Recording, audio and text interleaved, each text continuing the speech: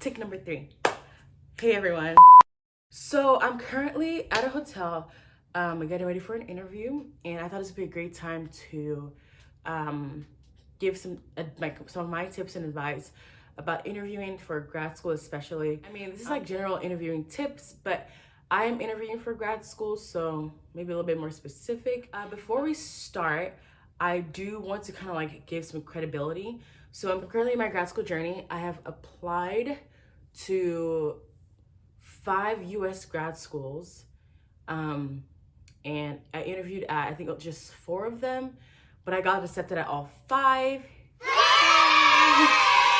I have made my final choice, but that's beyond the point. I feel like I interview really well, but anyways, here's some tips that I had while interviewing.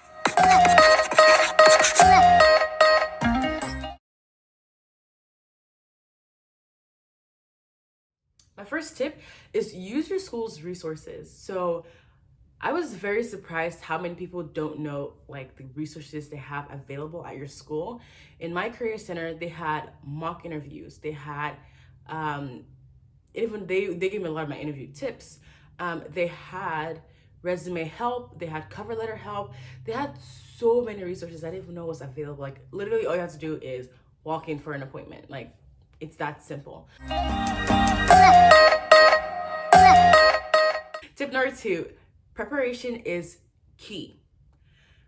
I thought when you had an interview, you just walk in there and interview. Like, I mean, you just interview. Like, I didn't realize that you actually have to kind of like prepare for your interview. Does that make sense? You need to do your research. You need to write some stuff down. You need to prepare maybe even just a day in advance. It will be okay. So for example, like research your school.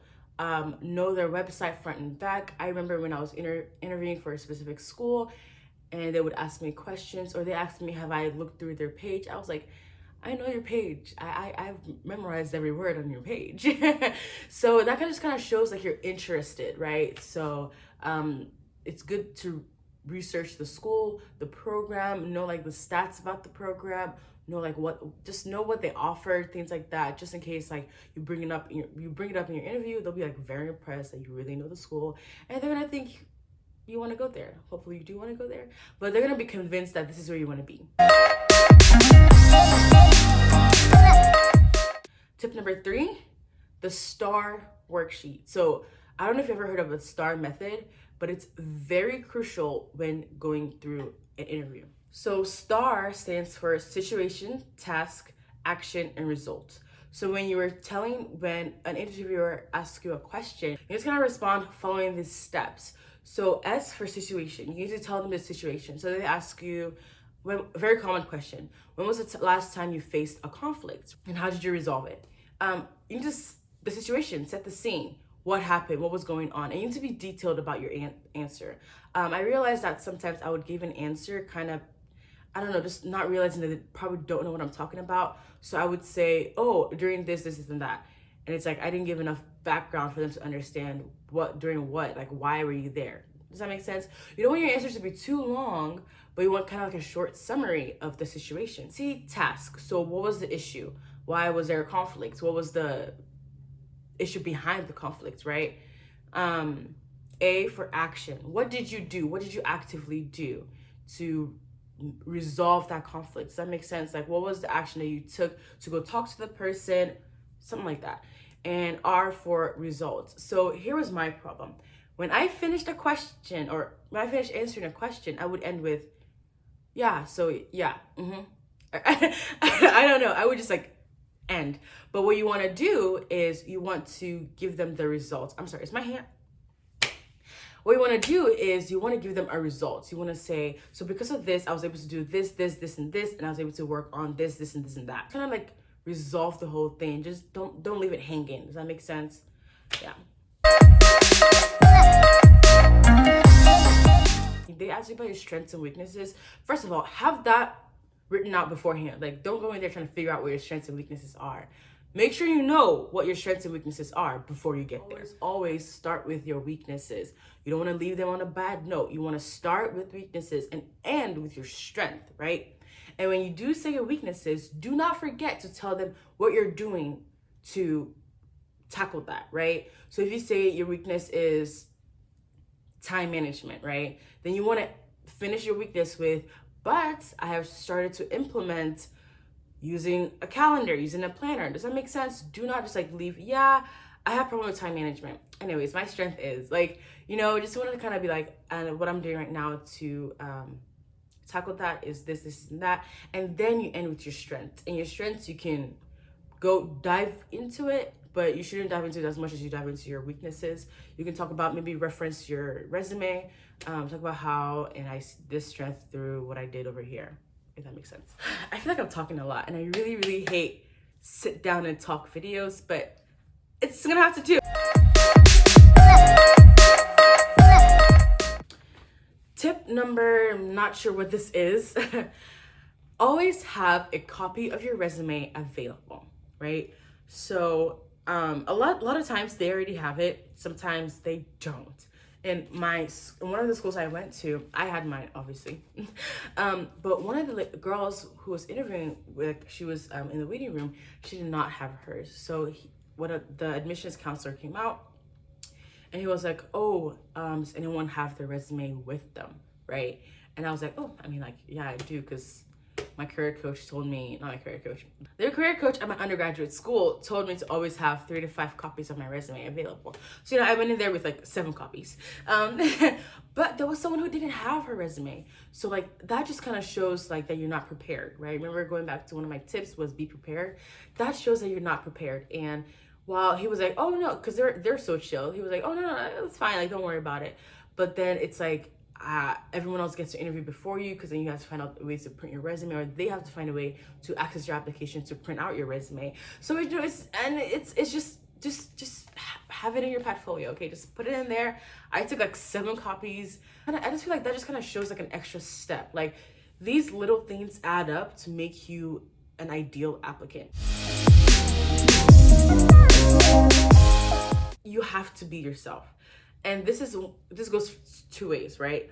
One, if you're fake, kind of like overly excited or overly something, like, they interview thousands of students. Like, they know by now how to spot fake enthusiasm, fake excitement, fake attitudes, kind of like that. They know how to spot that. Not only that, but you need to be yourself, because while that school is your top choice, it may not be the school for you, right? So think about this. The school works group-based, teamwork, and you hate teamwork. You are type A, you don't like anyone else tell you what to do. You like working with teams, you always like being in charge. But the school, the curriculum doesn't work that way. It doesn't work well with type A students. You're gonna struggle a lot if you're a type A student in this school. You need to be yourself so they can know that. So they can, while yes, the rejection is gonna hurt, you can know that before you go in, because you don't want to go into a school and not be prepared because your attitude is completely different from everyone else they accepted because you were fake in your interview. I don't know if that makes sense. Moral of the story, be yourself.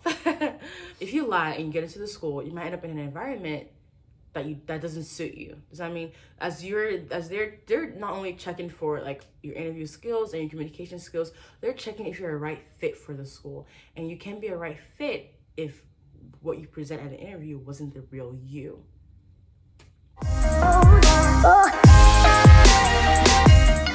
Always ask questions at the end of your interview. So they're going to ask you, what questions do you have for me? Do you have any questions for me right now? And you never want to say no. I mean, there's nothing wrong with that, but you just don't say no. Always have questions. This is my portfolio. This is part of my being presentable or being looking presentable. I always have this portfolio around me. I'm kind of like, hello. I always have this portfolio with me. And basically it just has everything, like the informations they give me, anyone's card, because I did go as an event and not as just like a single interview.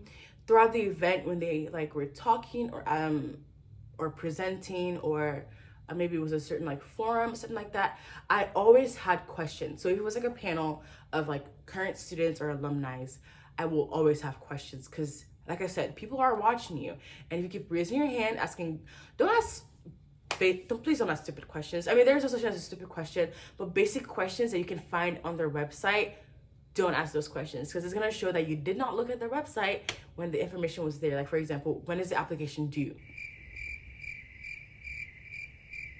Like, you should know that. Or there's a lot of information on their website that you should not be asking us questions, and there's a lot of information that's not on the website that you should be asking. So as I was going through the whole event, I literally just kept writing down all the questions I had, and as I answered them throughout the event, when I got to my interview, whatever questions I had left, I asked her. And one of the last questions I always ask is, why, not like in a cocky way, why should I pick this school, but like, what sets the school aside? Why is the school the one I should choose amongst other schools that amongst other options that I have? I hope that makes sense.